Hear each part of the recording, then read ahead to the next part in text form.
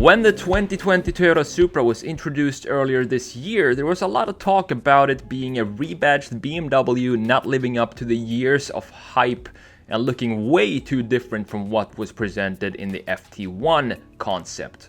Personally, I thought Toyota had made a nice sports car, but I didn't think the name Supra was fitting for the car. I even made a redesign video of the Supra back in April, and it was actually one of my first redesign videos here on this channel. Now, fast forward 6 months. I've experienced the car in real life, the performance of the car has been measured and tested, and it seems every automotive YouTuber has purchased one, and I doubt even one of these YouTube Supras will stay 100% stock. And that to me is very exciting. I feel this is what the car was designed for, to be redesigned and personalized. Now, there is one particular YouTuber that I've been following for years, ever since he was camping outside a Walmart after purchasing his first Lamborghini. I'm of course talking about TheStradmans. So I'm a huge fan of TheStradmans channel, and especially now that he has a Supra that is building for SEMA. So what we're going to do in this video, since I'm so impatient to see the end result, what we're going to do is we're going to compile all of the information that he's released about the Supra, what color is the body kit is going to be, what kind of wheels he's putting on there, compile all of that information and create a concept in Photoshop that I hope is going to look as close as the final product as possible. So with that said, let's jump into Photoshop and let's get started with this Toyota Supra.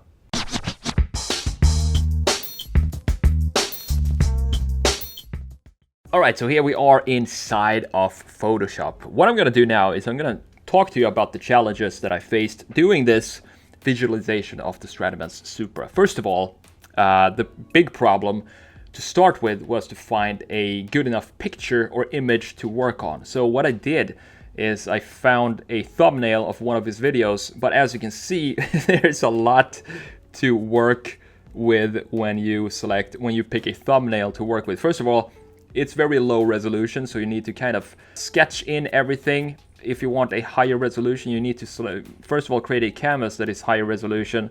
And if you zoom in too much on detail, it's going to get very blurry.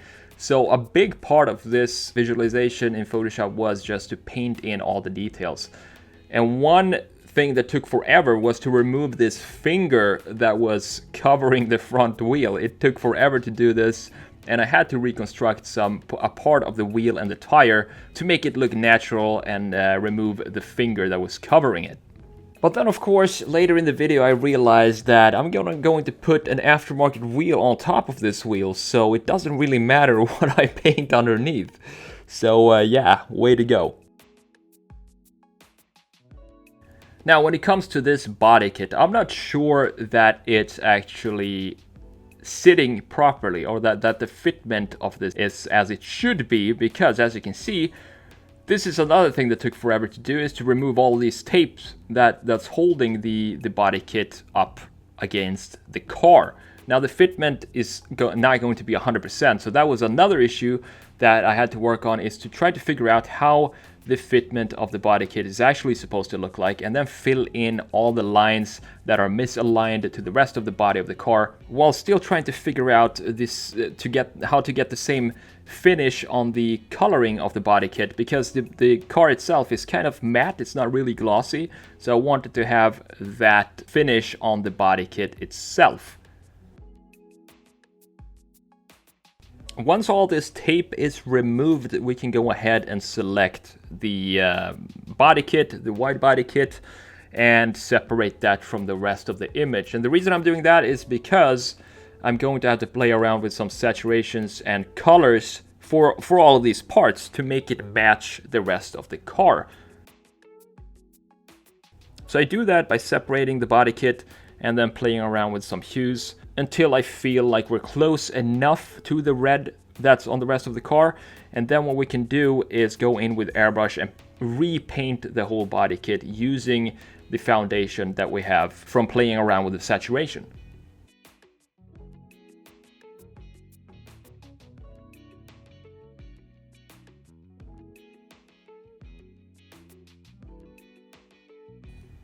Now for the wheels, I really like these wheels, and these are one of the two that he's considering for this car. And I think these are called Skoal SK2s. The 5-spoke looks really good on this car, and especially when it sticks out and you have fat tires in the rear with this wide body kit, it's going to look really, really good. And they're supposed to be a bronze finish, so I wanted to play around with that as well and do an overlay layer, add some bronze tone to it, and get the lighting right.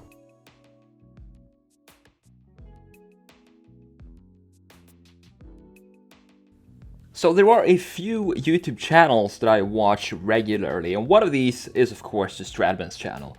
I like the channel because of the story of the TheStradman himself, of how he just quit his job and went all in and bought a Gallardo. And I just love risk takers like that, and also the positive vibe that you get for the videos. It just puts you in a good mood.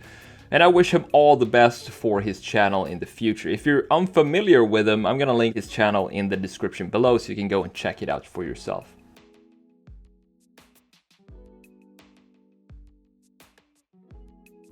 One of my goals with this channel that I see in the future is to get to a point where I can start purchasing old vintage cars, such as an old Triumph MGs, Fiat 124s, or even Mazda Miatas, and then have some sketches of those cars and figure out how I can redesign the cars to the way I want them to look, and maybe try to modernize old cars and turn that into videos for you guys to follow along on the journey as well. So seeing channels like the TheStradmans is really inspiring to know that you can actually get to a point with YouTube where you can do stuff like that. And it would be really cool to do these designs and redesigns and see them come to life on real cars.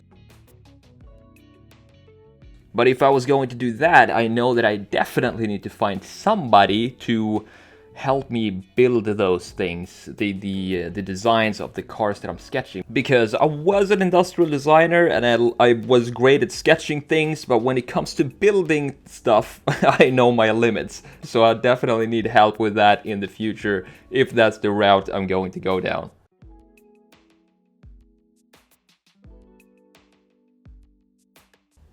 So what is going on right now in the redesign here? Well, let's see. We have the shading, or the right color.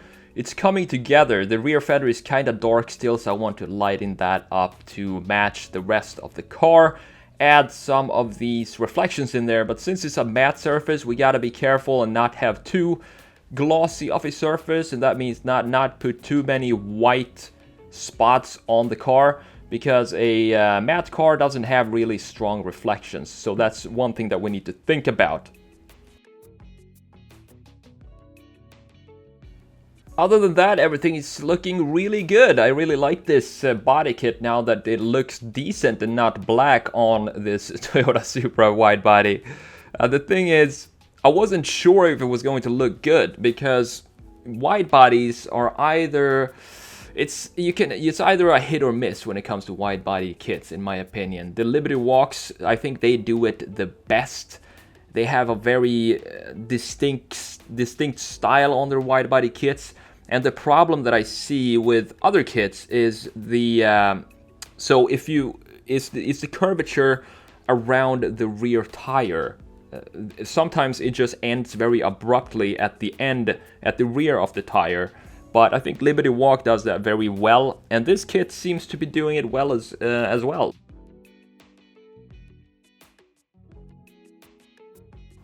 You can make anything look good in Photoshop. Just throw some airbrush on there and make some cool designs, and boom, you have a nice design. So doing this in real life is definitely a lot more challenging to get it right, which is why it's going to be so interesting to see how this Supra is going to turn out when it's finished.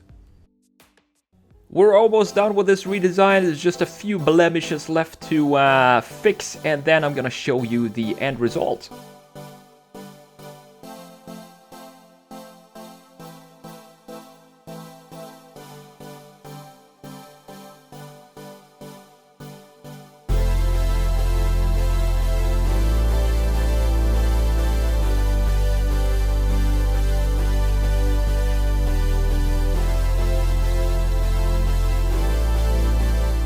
And there we go, that's the finished product of the Supra of the TheStradman. I can't wait to see the final result and how close it's going to be to this version that we just created in Photoshop. I had a lot of fun with this because it's a car that's actually going to be manufactured and all the parts are already there, they're just not assembled in real life. So it's always fun to put stuff like this together digitally to get an idea of what the final product is going to look like. I hope you enjoyed this video and thank you so much for spending a few minutes with me today. I'm the Sketch Monkey. I will see you in the next video. Take care.